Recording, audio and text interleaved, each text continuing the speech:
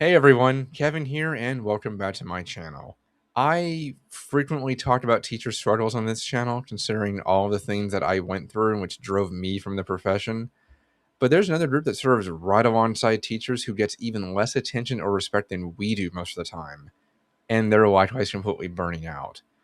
Education support staff and paraprofessionals, like special education and English learner aides, cafeteria workers, bus drivers, and even office secretaries. In fact, 84% of teachers are reporting that their support staff is virtually non existent now, or at least severely lacking. And 55% of these positions are going unfilled every year.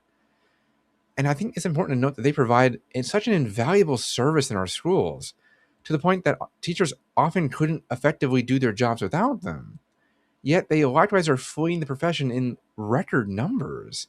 They're generally neglected when counting the burnout statistics in education too, or in layoff numbers, since they often focus solely on when teachers are let go. My own father-in-law was laid off a couple of years ago after over 2 decades as a school security guard, just to name an example of that one. And you know what? Honestly, that's a really great place to start this conversation. School safety, which has been steadily disappearing in the public school system for the last 10 years, especially following the pandemic.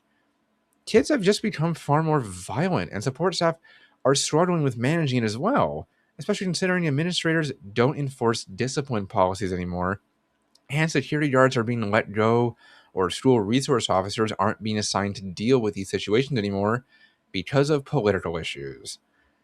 I always point to that glaring example of an aide in Florida who was beaten to a pulp by a student she took a gaming device away from after playing it in class, leaving her with severe lifelong injuries and mental health issues. In fact, in my second year of teaching, I had a very similar situation. My RSP aide for my special education students was named Yvonne, and that woman kept me sane and was an absolute godsend of a human being. There were times when things got so bad that only the two of us combined could rein the kids in and get them back on task. Yvonne is also the one who saved me from being badly assaulted by a student I likewise took a device from. She ran out, got security, and stopped this much larger student from beating me unconscious. And believe me, he would have done it. He was a very violent kid. And he would even vape in my class, just to add another piece of that conversation. But if it wasn't for her, my stories would probably be even darker than they already are. And for those listening, you've heard some of the dark stuff already. And not to mention, the functional part of their jobs that are so incredibly helpful to us as educators can't be neglected either. Aides make sure that students who need more individualized attention get that help they need, since we can't stop mainstreaming special education students and English language learners who shouldn't be in normal classes in the first place. They help reinforce learning and make it so teachers are not more overburdened than they already are. I can teach any student, but it's kind of helpful to have another friendly adult in the room, not only for behavioral reasons, but for literal content and cognitive ones. And I can guarantee that almost every teacher can say the exact same positive and supportive things about their aides. But those aides are also disappearing because they can't deal with the same pressure or lack of pay teachers are putting up with either. And they make even less than we did most of the time. Typically only around like $18 to $25 an hour at best. The National Education Association themselves have said that behavior and pay are the leading reason why support staff like aides are quitting in droves. But let's bring it back. What does that do to teachers? Well, to answer that question, I had to also mention all of the other support staff like bus drivers, cafeteria workers, security guards, secretaries, and even facility personnel. So let's get started. Without enough bus drivers, especially for the severely special needs students who need specific transportation accommodations, we end up with students often showing up late to school and missing out on needed instructional time, which of course teachers have to somehow pick up the slack for too. Secondly, without enough cafeteria workers, kids aren't fed quickly enough during breakfast or lunch, and they end up hangry when they come to class. Not to mention missing out on needed social interaction they get from talking to their friends, which they already aren't getting enough of due to all the technology inclusion in the classroom these days. Without enough security guards, not only are response times to violent offenses delayed, but it forces teachers to also cover not only classes when other teachers are out, and there are no substitutes, but also yard duty to watch kids in their place. My last year of teaching, I had Tuesday duty every single week, where I was out in the quad before and after school watching kids because we didn't have enough security to do it for us, which only, as you can imagine, cut into my prep time even more and tired me out before classes even started for the day. Without enough secretaries, we don't get emails or phone calls answered very quickly, further delaying security response times or leading to situations where we don't get updated on important things going on in the office in a timely manner. I mean, heck, one time we weren't told the weekly staff meeting was canceled because the secretaries weren't there that day.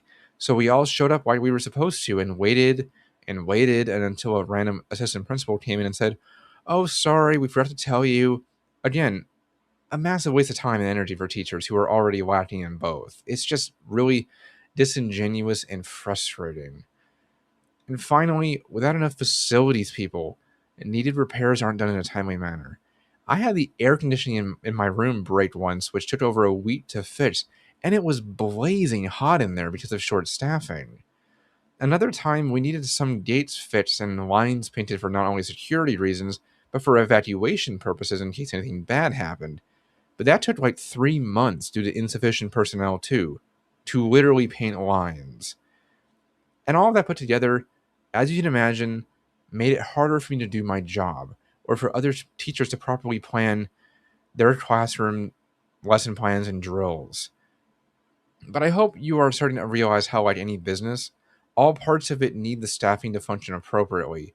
And without enough people, the business doesn't work right. The public school system is no different, yet we continually delude ourselves that education isn't a business and that teachers should be able to carry the weight of the world on our shoulders like Atlas. But we can't, and we need help from others, just like anyone in any other job. We need our aides, our cafeteria workers, and our security guards.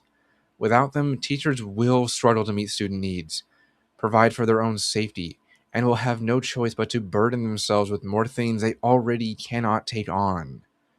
So, in order to address teacher burnout and start to improve working conditions, we'd also need to do the same for our paraprofessionals and support staff. But we're still stuck not wanting to help any of those groups, and the kids are suffering because of it, not because teachers or their support staffs are leaving. It's because no one in the public or those with political capital want to do a damn thing about it. Well, guys, thanks for listening, and I hope you enjoyed today's episode. If you're watching and aren't subscribed yet, please head on down there and do that. It not only helps the channel grow, but makes the YouTube gods happy as well, so I'd be very appreciative. But for now, I've been Kevin, and I will see you in the next video.